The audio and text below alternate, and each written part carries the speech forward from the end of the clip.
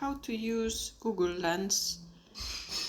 First you click Lens, then you click the icon of the camera, then you look at the text.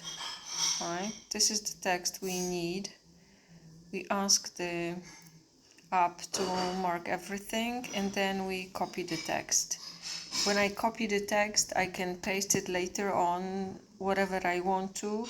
For example, I can copy it and paste it into notes, or into Word document, or even better, into Microsoft Office.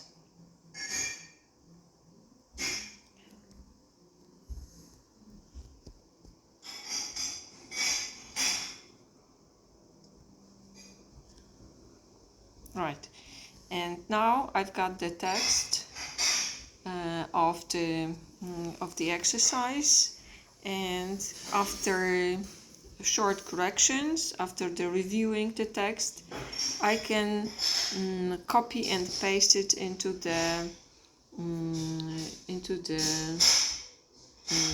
chat